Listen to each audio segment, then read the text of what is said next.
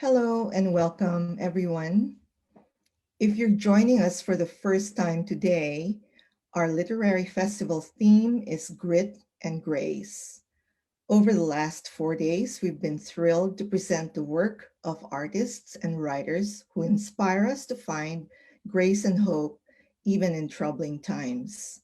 I'm Luisa Igloria, co-director with Catherine Jackson of this year's ODU Literary Festival. And Catherine, thank you so much for being an amazing co-director. Everything has felt so smooth, and I know a large part of that is because of your help. Also, we would like to say a heartfelt thank you to College of Arts and Letters Executive Director for the Arts, Cullen Strawn, not only for valuable technical expertise for tonight's program, but also for his thoughtful handling of the numerous logistical and promotional requirements that go into planning these kinds of events. So thank you, Cullen. I would like to remind everyone that there is a QA box where the audience can type in questions, and we're going to try to get to as many of them as time permits. Now, it is my honor and privilege to introduce our featured guest in this segment. Ever since we announced our literary festival programs, we've heard nothing but excitement for tonight's musical conversation with multi-instrumentalist, songwriter, and performer Kaoru Ishibashi, who performs under the name Kishi Bashi. Kishi Bashi's amazing career includes his study of film scoring at the prestigious Berklee College of Music before he went on to perform and make recordings as a violinist. In 2003, he was the singer and founding member of the New York electronic rock band Jupiter One. He also played with the indie rock band of Montreal before branching out as solo performer in 2011. And he's gone on many successful tours in the US, Canada, Europe, the United Kingdom, and Asia.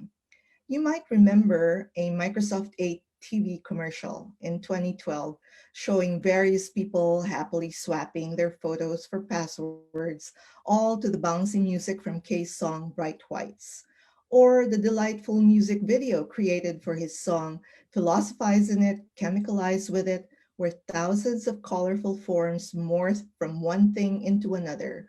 Bubbles, birds, planet shapes, a whole field of violin playing case in bow ties. He and his family clapping inside all of this joyful swirling. Some of us lined up to get into the Chrysler Museum on a cold January night in 2013 for the immersive experience of Kay's live music floating through the glass studio as other artists spun hot glass filaments over flames. You might have heard of or even been there to witness Kishi Bashi's concert at the Vic Theater in Chicago, especially the moment when he dove into the audience to crowd surf while playing the violin. Kay's music has been described as layered with strains from folk music that swell into symphonic waves through the masterful use of the loop pedal.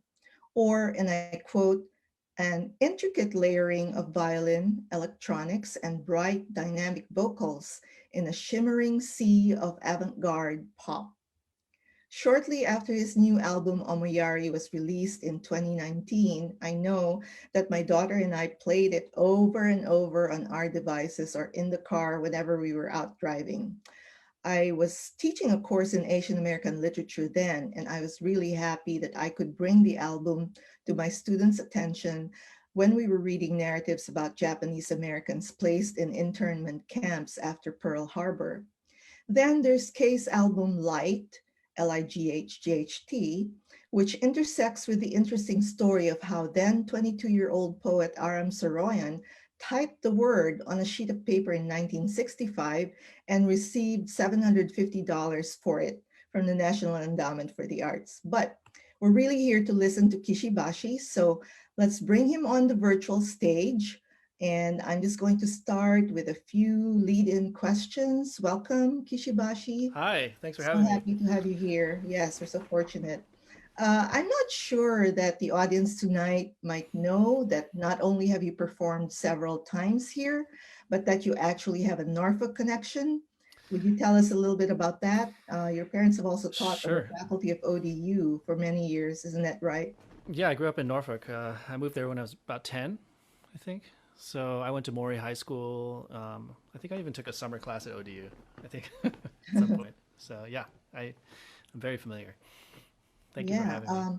right. Like I said, we're so fortunate to feature you in our Lit Fest. And I was wondering, Catherine and I were wondering, how would you personally or as an artist connect to the theme we chose this year, grit and grace, maybe including how that feels in pandemic times and how that's affected your music making and everything else you do? I think as any kind of creative person or an artist can relate, it's just the duality of having two dynamic forces against you at all times. Is something that we all just are inspired by. Because without light, there's no darkness. Without Mhm. sweet, there isn't savory. You know, so yeah, I completely feel that this is something I can relate to. Yeah. Right. So we're very excited to hear you talk about your latest project, Omoiyari, and how it started, how it came to be, how you wrote the songs, and maybe how it's different or related to your previous work, and why it is so important to you and maybe to audiences too, especially during this time. And I believe you've also brought a few film excerpts to share. So please take it away. Okay. Um, wow. You want me to explain a Oh, lot of the well, whatever, question? however you'd like to Okay. talk about Omoyari. Sure. It's such a multi-dimensional, multifaceted album, not only Yeah. about history, although it So is related to it. in a nutshell, Omoiyari is two parts. It's a creative statement on my part as a film documentary about Japanese American incarceration and how I found out about it and how it applies to modern minority identity in America, and having empathy for minorities and immigrants and their situation. And also, the other part of it is music. And so the film follows me. We're still editing and we're going to be finishing it up this fall in winter. But it's about following this history and understanding history and also reimagining American history, because when I grew up in Norfolk, Virginia, when I went to high school, is the history that I thought I learned in my textbook is kind of vastly different from what we're starting to really, understand as what the narratives that we grew up with are being challenged today. I think in almost every direction, and so it kind of follows me on my own self discovery. Um, Mm, and so the album, I'll share we'll share a clip from the movie, and then we'll also I'll be sharing songs from the album and other things that I think viewers might be find interesting about what this project is. all right. So did you want to show your clip now? Sure, yeah. Right. All right. So okay, so let me preface it. So this clip is about Heart Mountain. Um, Heart Mountain is in Wyoming, and it was an incarceration camp. And for those who are not familiar with Japanese American incarceration, they also call it Japanese internment, which is in World War II, in the height of in the war against Japan. The American government and Franklin Delano Roosevelt, as a leader, incarcerated the entire West Coast population of Japanese, about 120,000 people, into concentration camps. And so, and this is a short clip about Heart Mountain, which is in Wyoming.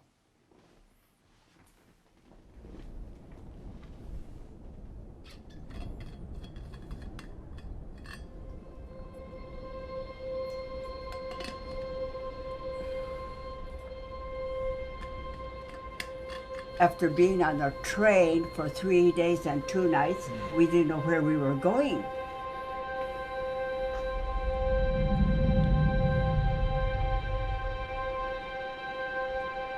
And even after we arrived at our destination, we didn't know where we were at. Sagebrush, tumbleweed, acres and acres of just flat desert.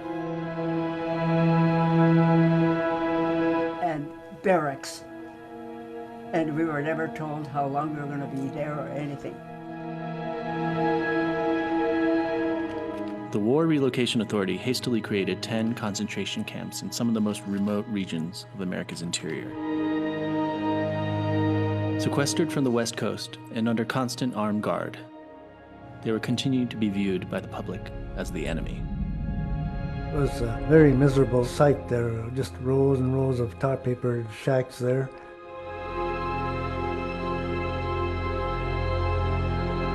So, gee, what a desolate place this is, you know. No cities, no homes. I'll always remember the sound of the gate clanging behind you, and knowing that you were really being interned.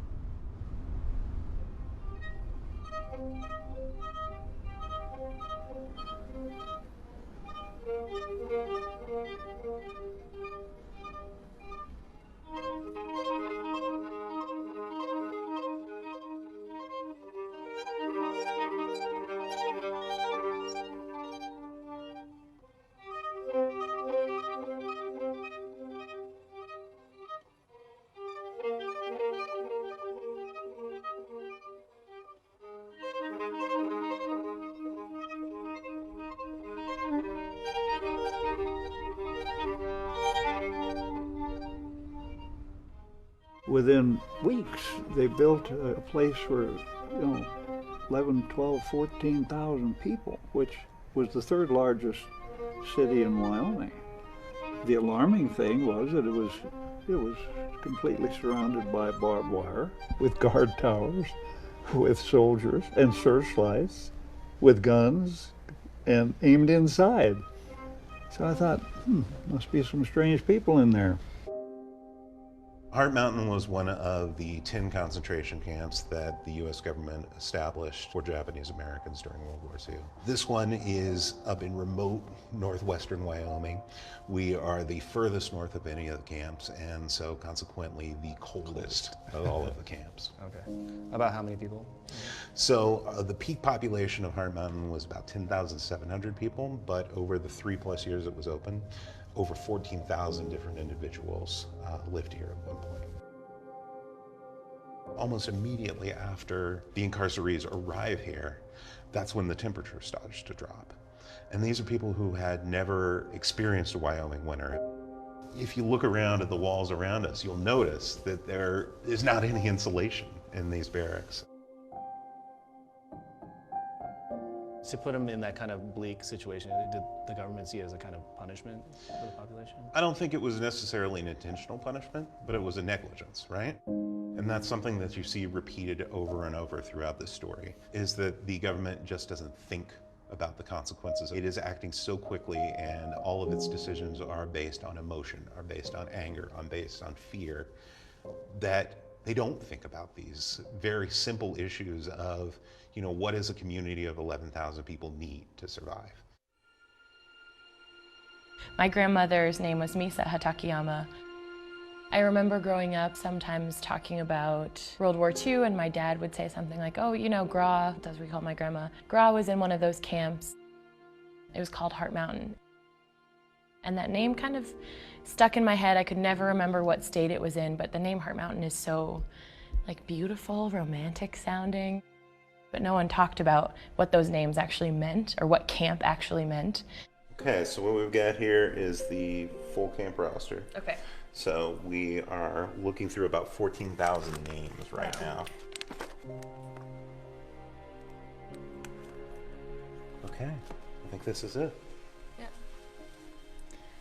Yeah, so this is her. Wow. Misa. And this is her older brother, Kimio. And then her parents, Kisaburo and Yasuji. So this August 12th, 1942, this is actually the first train in the camp. This is the first day that they arrive. And most people who went on that train were volunteers. There were people who had volunteered to come in and sort of set up the camp and get it ready for the people who were going to be following behind them. So that first train, she was one of the first 500 people here. Wow. what it must have been like to be a 20-year-old girl, like living on your own for the first time in college and then kind of yanked out of that and then put in a place like this. Imagining me halfway through college and what that would feel like. In high school, I remember that was the first time I felt frustrated that I didn't learn about Japanese internment. I remember there was like a kind of sidebar in the textbook that we had just about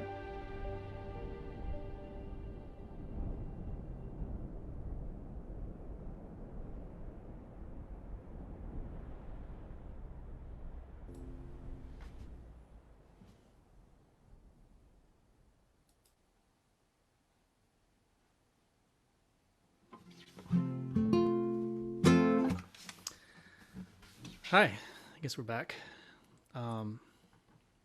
So yeah, we're still working on the movie. This will be, we're in the editing post-production phase and we hope to have that out in the fall. So. Well, I'm going to continue with, so to kind of put it in context, you know, I was playing music in these remote locations. I visited about 5 incarceration camps, and so I came up with these ideas, these song ideas, some violin improvisations, and ultimately what came out of that was that I created Omoiyari, which is my latest album that came out last summer. And this is one of the songs. This is called F. Delano. So F. Delano, Franklin Delano Roosevelt, he was considered one of our greatest presidents, right?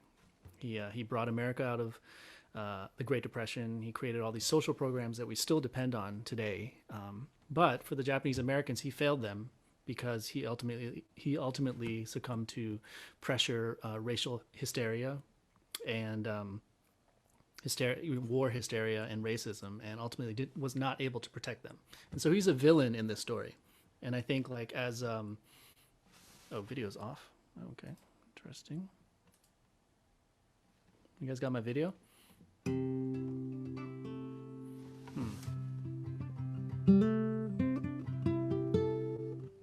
Okay, well. Okay, I've got word that my video is off, but I think it's on. Okay, can somebody confirm? Yes, it's back. All right, okay, good. Okay, so FDR, you know, a villain and a hero for a different generation. So it's kind of interesting, this duality of history and how that exists. And I think like heroes and villains, you know, that's something easy for children, you know, but as adults, as we understand history and kind of see the complexities of it, this is where we should really be mature and really understand the subtleties of history.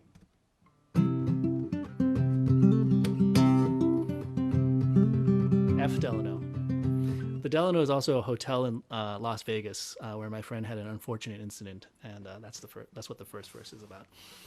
So, oh, actually, you know, before I begin, let me I'm gonna post the lyrics for first few of my songs so you guys can follow along. This is a literary festival, so I feel like no literary festival would be complete without lyrics. So I'm gonna post that in. Sorry. Copying that, posting it. Nope, can't post it. Okay, I'll try later. Okay, sorry.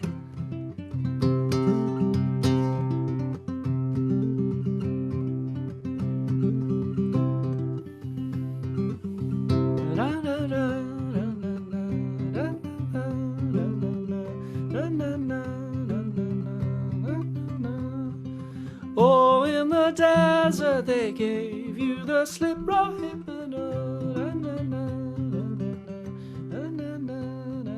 Chip on your shoulder, the scotch tasted much older than before. Gnarly occurrence, the man laughed it off like it was a bore to him. They were right, finding an encounters were inside. F. Delano.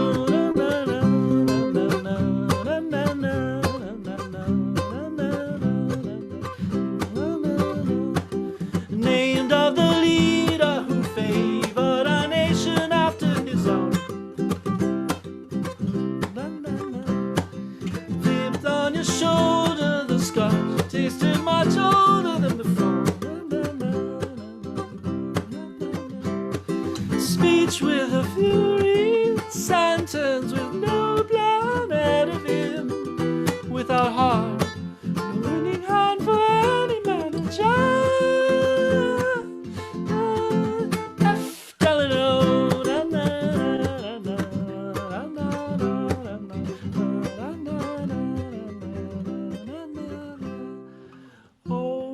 desert where no one should live, it wasn't a home. And in the winter our sentence was stiff, we froze to the bone. Summer was sunny, history funny to settle with. Was he right? Innocent without a simple F Delano.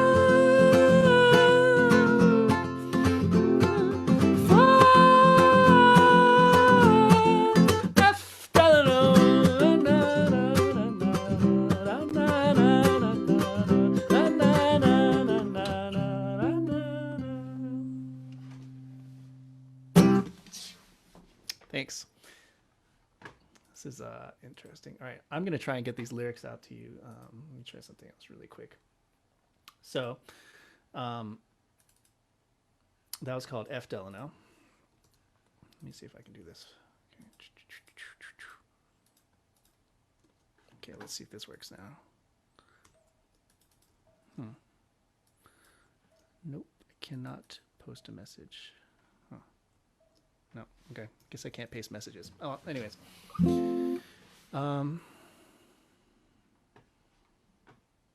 Let's moving on here. So, Japanese American incarceration. Once again, it was the entire civilian population during World War II, and in many ways, it's.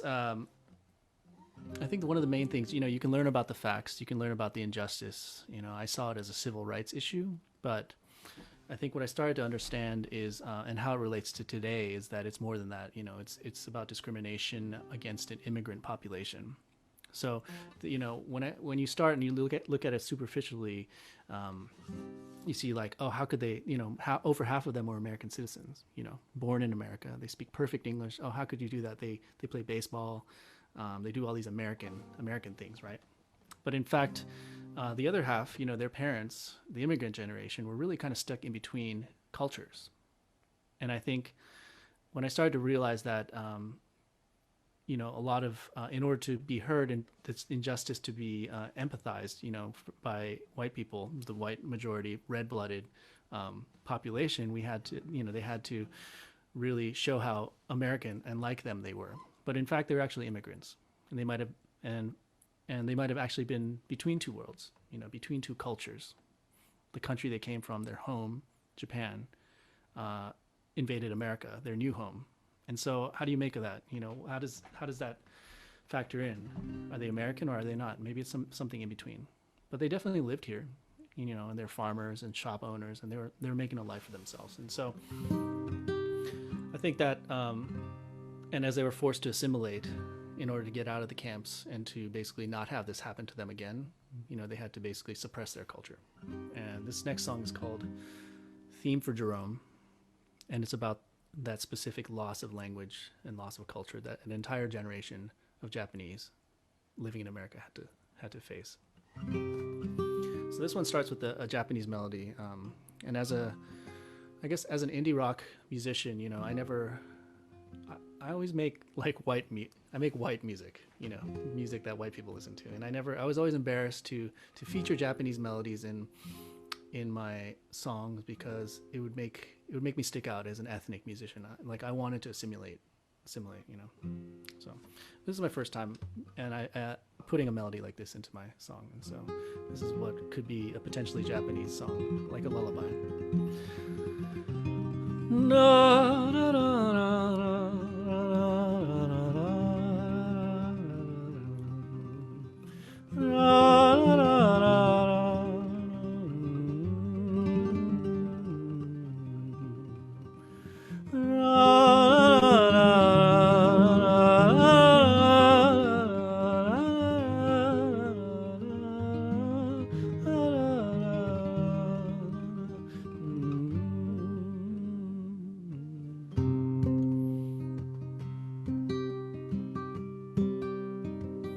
After today, we speak the new.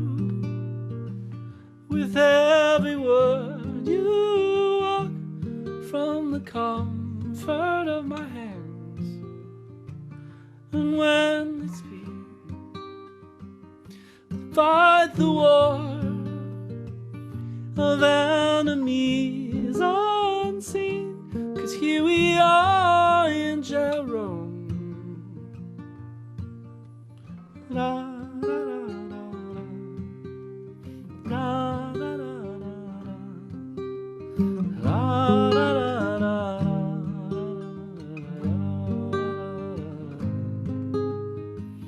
悲しみ触れても新たなる日心の友よ忘れて these words today how many times I'd smile if you remember me with this song. La, la, la, la, la, la, la, la, la, la.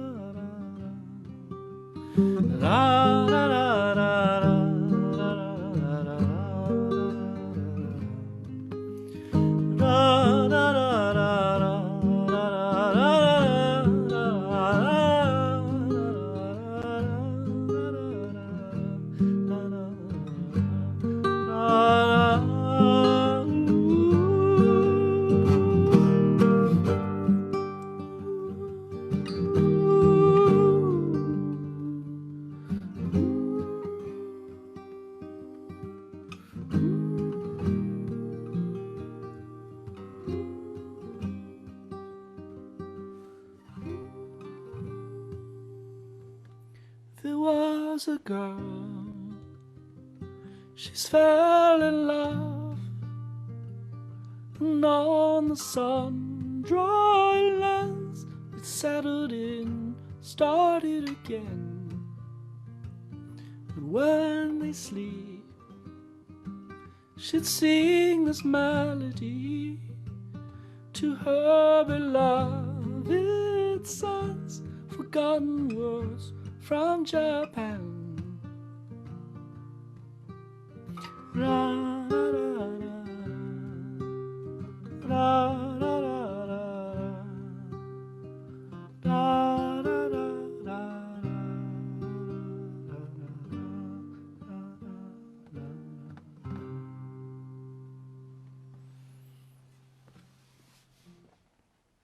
Thank you.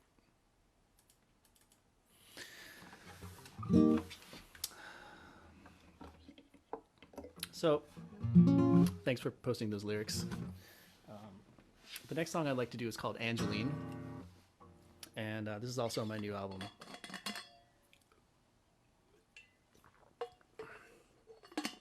So when I live in Athens, Georgia, and when I went to Jerome, because my parents are not connected to, I'm not connected to the Japanese American incarceration. You know, my parents were immigrants after the war. And so I treated this mostly as a civil rights issue. Like, this could happen to me again. This is happening to Muslims, Hispanic people, you know, like this is happening to minorities even today. You know, I made a trip out of it. So we went to Birmingham, we went to the 16th Street Baptist Church, you know, where the KKK bombed and killed four little girls. And then we went to the Selma, you know, Edmund Pettus Bridge, and kind of got a feel of the South. You know, I live in Athens, Georgia, but it's a college town.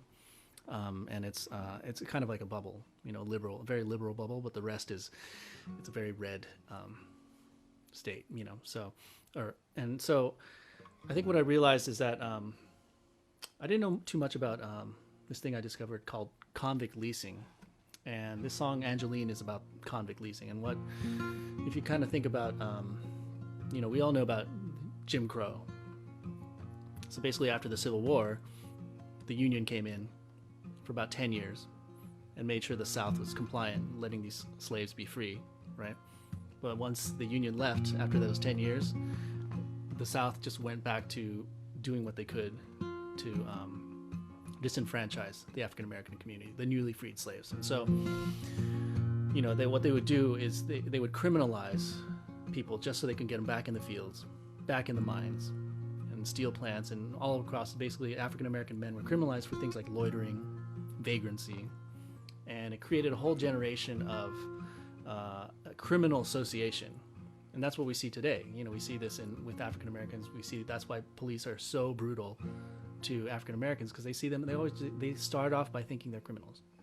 You know, and we have the same problem with prisons, even today. Working for working for $5 a day, right? Just disgusting.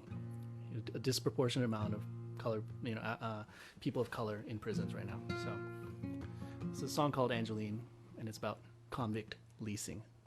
Look it up.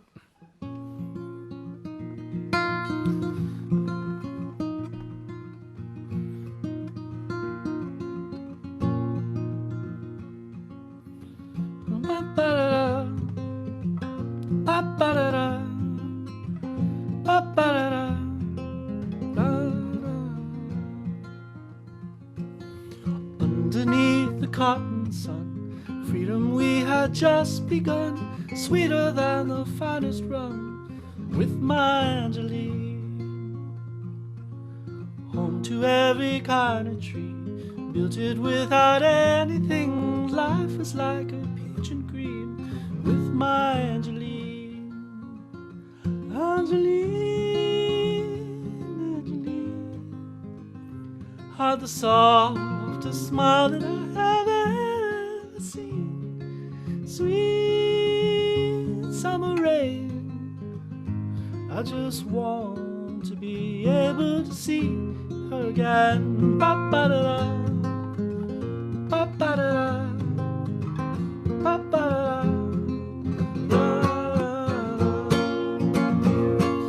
That day I was walking down the railroad tracks, I heard the sound. The sheriff, he was mighty proud, told me I had to pay. The foreman, he had come to find prison folk to work the mine. The judge was there to give me time away from Angeline. Angeline, Angeline, had the softest song that I could ever sing. Feeling the pain, I just want to be able to sing to her again. Ba-ba-da-da, ba-ba-da-da, ba-ba-da-da, da-da. 7 years until I'm free, working off this prison fee. My fingers smell like kerosene in a mine in Tennessee. Every day I hold my breath, every hour wish for death. Angeline, she'd settled west, away from Tennessee. Tennessee, Tennessee, how the darkest veins that I have ever seen, deep in the mine. Angeline, your memories won't let me die.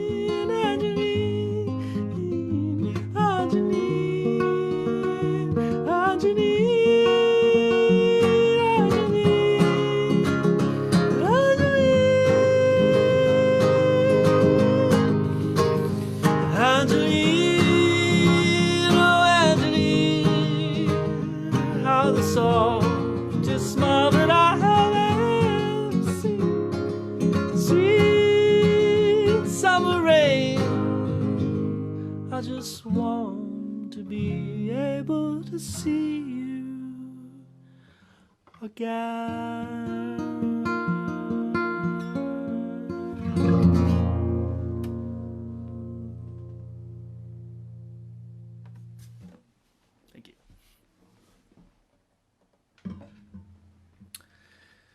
So, I have another song. This is probably the only song I'll do that's not on my new album. That has nothing to do with my movie. But since it is a literary festival,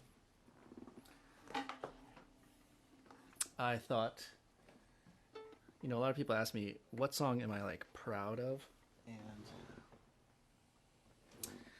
this one, I'm particularly proud of the lyrics. It's called Bittersweet Genesis, for him and her. I know we have a lot of writers out there probably watching, but this is a creation myth I created. It's about the universe, kind of based off of maybe, Genesis, obviously.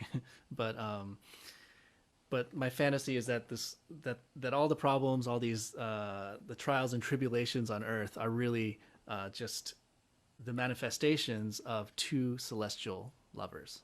And this is called Bittersweet Genesis, for him and her, featuring Mr. Violin here.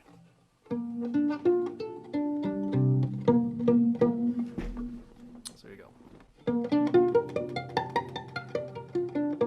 Is Angeline a figure of speech or an actual person? We will never know.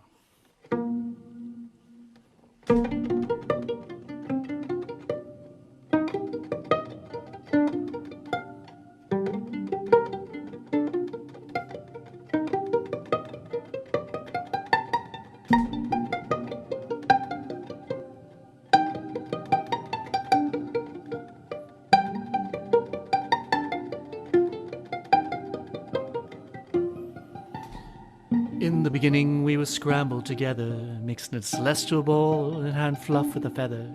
And the tears of bliss were not amiss, it was a good day. On the second day we created the earth, tickled in irony as we made love upon its girth. And to our delight the sun gave us the stars. The creation of the moon was a miracle of light, descended from the rift in the dark star of night. My veins pulsed butter as illuminated your thighs. And the fourth day we felt compelled to whistle, for how could we call the lovebirds to nestle and keep us company in this world anew and fresh? Today I bring to life the portrait of the sacred friend, the perfect wife, synesthesia. Together we will fill the world with colored wine, but the story nears the present time of restlessness and wake up calls. Wake up.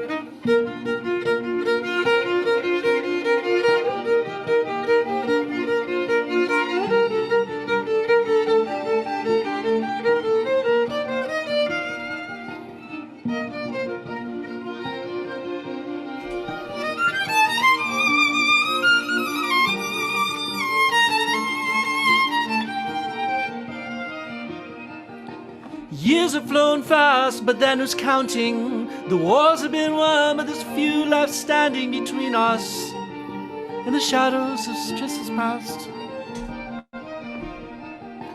Critically acclaimed, but sadly underrated. Fortune definitely favored us, but no one celebrated. Our wits were splitting at their ends.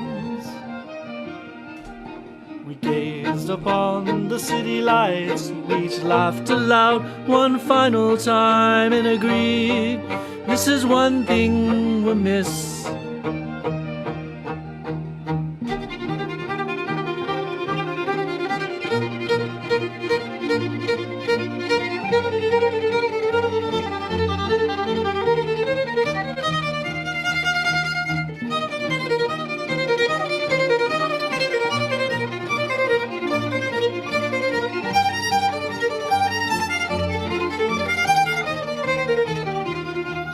And as we held our breath and forced to will the minutes stop, the air was still, and minds began to unlearn their faulted ways. We blasted through the hills, they were the first to go in the most painful so, 'cause we made them first when we learned to bleed with our fingers in the sea that we showed in the dirt. And then we cried when we came in the glorious masterwork of life, and we beginning again. We ignored the pleas of the forest and the seas as we scorched the earth with our tears. We burned with fear until there's nothing left, nothing left, nothing left, nothing left but us.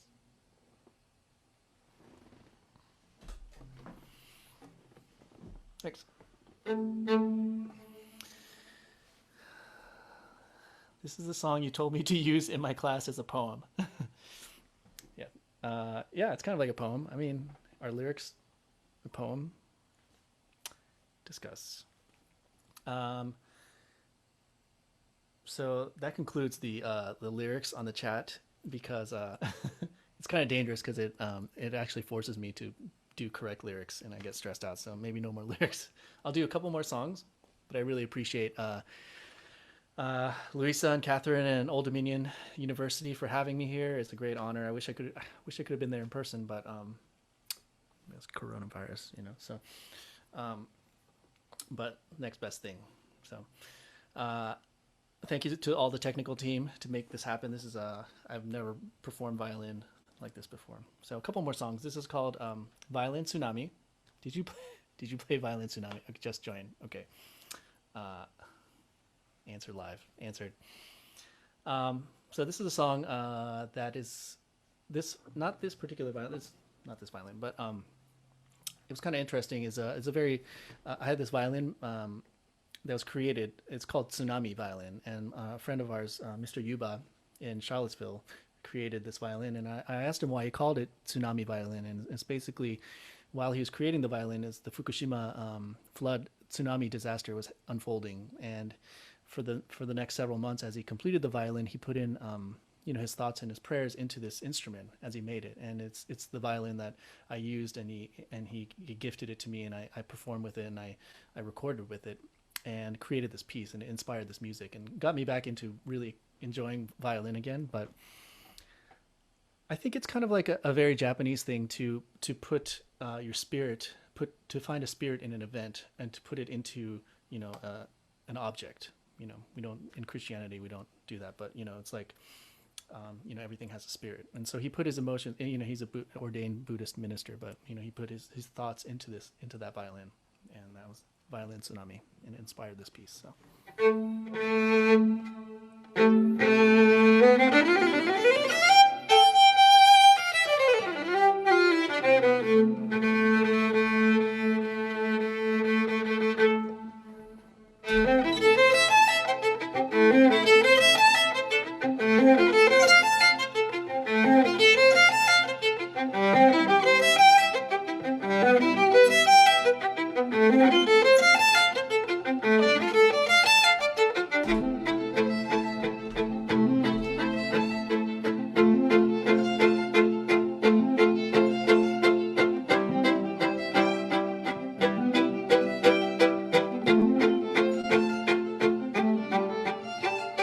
When our faith was on the edge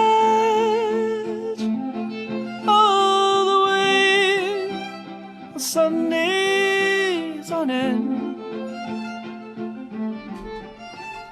memories of the setting sun,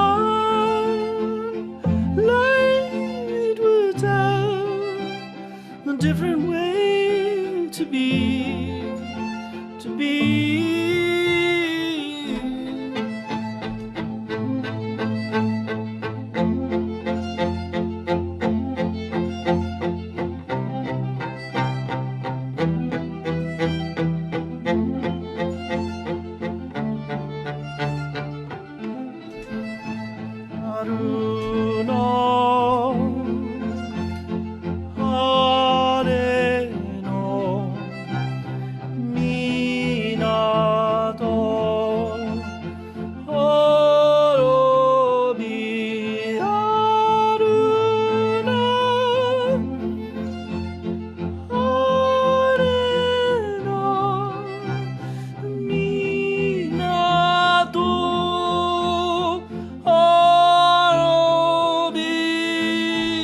that wave that overrides the weight of summer days on end.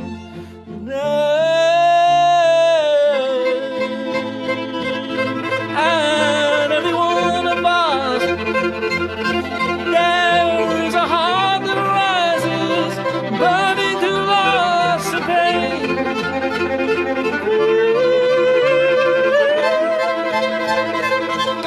And in the wood beneath, there is a heart that rises, burning to loss and pain.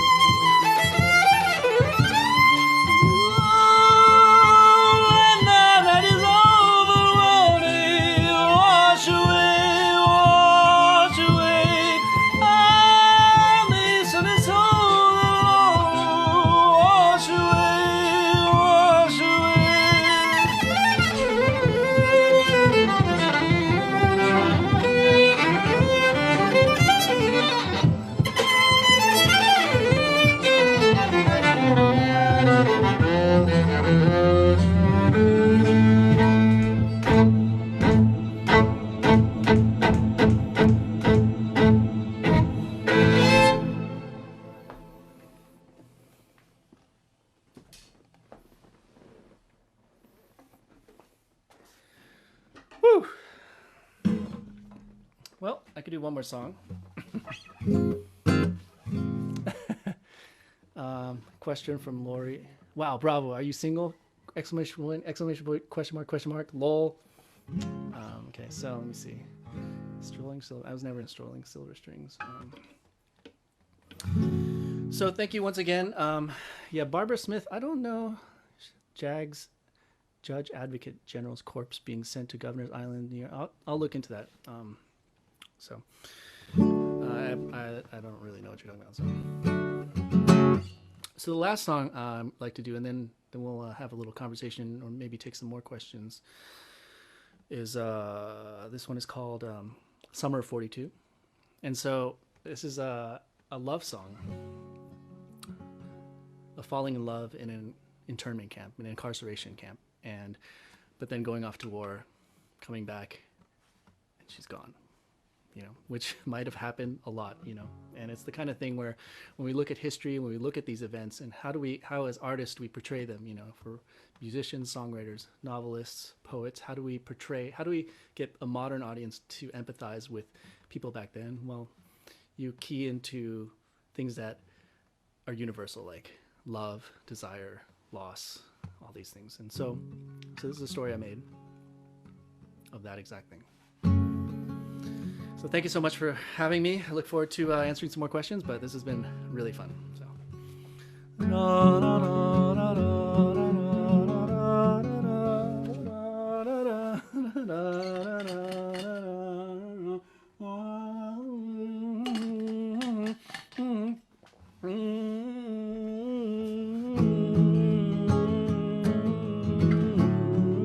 That was a special technique.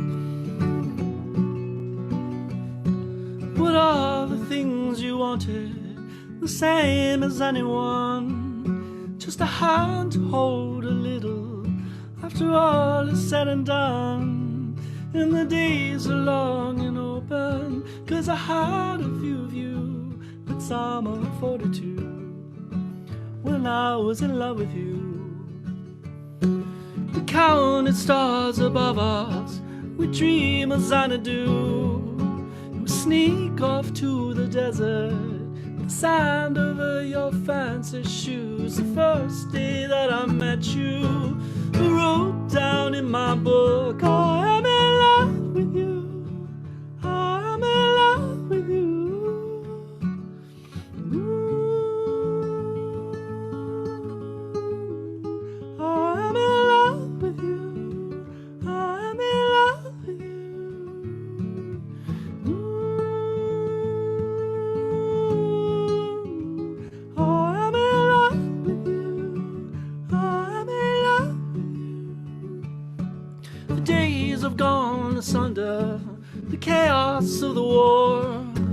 made man of everybody, but her memories I adore.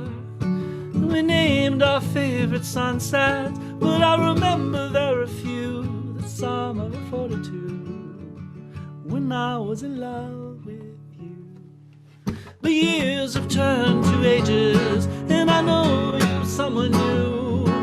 I look for you with every breath, soldier egg with solitude. I climbed to the highest mountain, and I shouted to have you. I was in love with you. I was in love with you.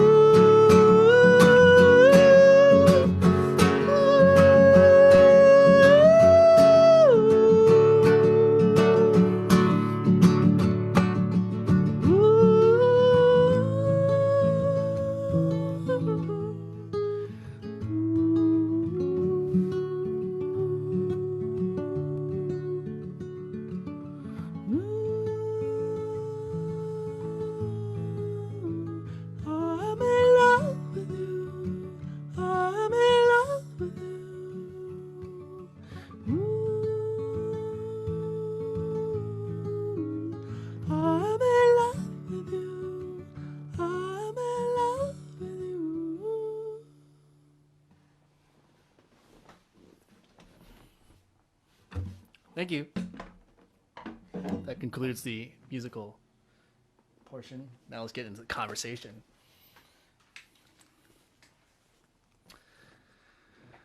I could just start answering questions. Speak out business of making your kind of music. Are you able to sustain yourself, provide for your family as an artist?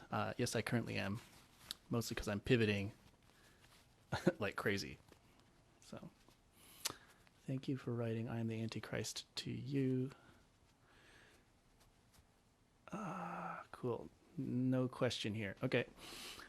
Japanese American dude in Norfolk, ever aspiring to, are you really interested in chicken egg relationship between your poetic verse and your music? Which does come, okay, this is a good question. Does the poetic verse or your music come first? For me, music always comes first. It's always a musical idea. It's something that's very, it's basically, if I'm not excited about the music, there's no way there's any kind of lyrics coming out of me. And so, usually what happens is I have a melodic idea that I'm very excited about, or some kind of music, and then the last thing I do is I'll shape. Words are actually just an instrument to me, so like the sound of words, you know, and I'm like that sounds good. Like it's I see it as an instrument of many dimensions, you know, not just the melody, but having all these like what are they called? I don't know, whatever it's called, formants, you know, in the language. And so that becomes, probably use the wrong word. There's probably some linguists out there, but that, and when I find the perfect word for the music, and then I start to form other words, and then I bridge, and then that inspires a story. I'm like, oh, these are related. Let me create something in between, or that maybe then I get inspired by my environment, and I create the poem that becomes the lyrics. So. Good question. And yeah, I love Sufjan Stevens' John Wayne Gacy. Awful. I was just listening to that. What an awful song about, what a beautiful song about an absolutely awful thing. Anyways, if you haven't checked that out, definitely check out Sufjan Stevens' John Wayne Gacy. Okay. When you are working on 151A, were you inspired by any Norfolk, Hampton Roads landmark settings? Yeah. 151A? I mean, I was literally working on it in Talbot Park, which is like off of Granby Street, in my parents' attic. So I'm sure it made its way into there. I don't know. I was kind of inspired by desperation of trying to make it as I had just moved my family from New York City back into my parents' house as a 36-year-old adult provider, you know, so. It was defeating, but it was kind of my last ditch effort at trying to be a creative person, or to make that my focus of my life. So, do you have a classical background with the violin? Yes, I do. I was pretty serious through high school. I was the concertmaster of the Virginia Youth Symphony. I don't think it's around anymore. And also the Maury Chamber Orchestra concertmaster. I went to All-State one year. I was like somewhere in the second violin section. All the other kids, All-State Orchestra back then was all just like these Northern Virginia schools. Can't remember, Thomas Jefferson High School or something. They dominated a bunch of Asian kids like me, making this Asian kid feel bad. Music beautiful. Thank you. Okay. Oh hey, hi Louisa. I'm just rifling through questions. Yes, amazing. Thank you so much. But maybe Colin or Catherine have questions of their own? Sure. Or, yeah. I was just in speed round questions, you know. So. Oh yeah. Oh man, time went by so quickly. Yeah. But everyone says extraordinary things about your performance tonight. Colin, did you have any additional questions you'd like to ask Kay? Yeah, it was, it was so beautiful. I wish we could go on for another hour with you playing song after song. That would be a marathon on my end. Actually, my shows are 2 hours long usually, but it involves like running around and jumping and crowd surfing, as you know, Right. as you've mentioned. Yes, if it were live festival, I would expect no less of you. I mean, I was kind of rocking out in my leather chair a little bit, you know, as much as I could. So, you know, I'm curious when I think about your body of work. I think it's amazing how, you know, sometimes you sound like an orchestra, sometimes you sound like a choir, sometimes you sound like a beatbox, sometimes you sound like even, you know, a 1980s pop song, and through your work now, you're working with ideas of empathy and kind of shared experience. Can you take us into your experience of creation a little bit? You know, what's it like to be in your mind creatively, and how do you weave all these diverse threads together? well, it took me a while to realize, you know, I'm very lucky right now to be in that artist position where I can just take inspiration from whatever I want. You know, I have that you know, in the beginning when I was looking for things to be inspired, I was always trying to be successful, like trying to make a living as a musician, you know, and a lot of people I'm sure can relate to this. You're second guessing yourself. Is this truly art? How do I feel about this versus is this going to propel me into the next part of my career, you know? And I think right now I'm just an open ear, you know, my ears are completely open and my head is open to anything that inspires me, you know. Of course, I've listened to every kind of music on this planet, you know, so it's you know, I love jazz. Jazz was a big part, like improvisation, you know, on the violin. That was a huge part of my musical education. I got into jazz violin early on, and then I got into recording myself. That's really big. So singing was always an afterthought, you know, I think. Right. If you have no objection, we can take a couple more questions. Sure. Yeah, fine. Aiko has a question, and they want to know basically, I'm just going to parse some of it. So if you can speak to how your thinking evolved around not wanting to appeal anymore to just white culture within the genre so that you avoid othering yourself. So were there specific stories and moments that helped you to think differently about bringing your heritage into your music? Yeah, I was always kind of afraid. You know, a lot of minorities can appreciate this. You know, you don't want to stick out. So bringing that your ethnicity it means you're going to be like, hey, look, I'm different than you. You meaning the dominant white culture, you know, hegemony, you know. But I think what took me a while to realize is that the scope of the assimilation, you know, that a lot of minorities here have to do is really expansive. You know, it dominates every kind of like what you like, what you're attracted to, what kind of music you like, all these kind of things. So, you know, I always like hip hop, and you know, I like music from all around the world. You know, so but I never really Japanese music, of course, has been a part of me because my parents, you know, they play. My mom's from Okinawa, which is another distinct, has a culture of its own. You know, but I think being more comfortable more and more especially for the last 4 years when we're really minorities are really starting to challenge this the dominant theory, you know, that is America. I think we're starting to, and myself included, is really starting to feel comfortable in my own skin, you know, that I have this bicultural background, that I can sing in Japanese if I want, but of course, like being being connected to Japan right now is like, it's cool. It's like people like anime and everybody like sushi and everybody wants to go like hang out in Tokyo, because it's really an amazing place. But there's people from other other cultures where it's not like that. So I think I'm really blessed to be able to be proud. But there's so many other people, like who of different backgrounds who don't feel that way. Absolutely, who feel I fear. can relate to that too. Probably just one quick thing that everyone is really aching to know about. They say, do you have any idea when the documentary film is going to come out? Exactly. Oh, I bet they want to know about that. Well, yeah, we basically we hired so my co-director Justin Taylor Smith is a brilliant editor, and we've done all the filming, and we pretty much put together a movie. And we spent the last 3 months. We hired an outside, a really well-known story editor to make the story together. And so we're in the final stages of post-production and putting the story together, and then I have to score it. I have to make the music for it. And so this winter, for sure. Very exciting, very exciting. Yeah. So I think we're at the close of our program. We want to thank you again. It's been such a pleasure. And I think Catherine has a few closing remarks. Thank you again, Kay. Yeah, thank you. This has been really a lot of fun. Thank you so much for that moving and powerful performance. It was absolutely wonderful. I loved the interaction with the questions, and it was a wonderful, wonderful performance. It'll be a highlight of this festival, I assure you.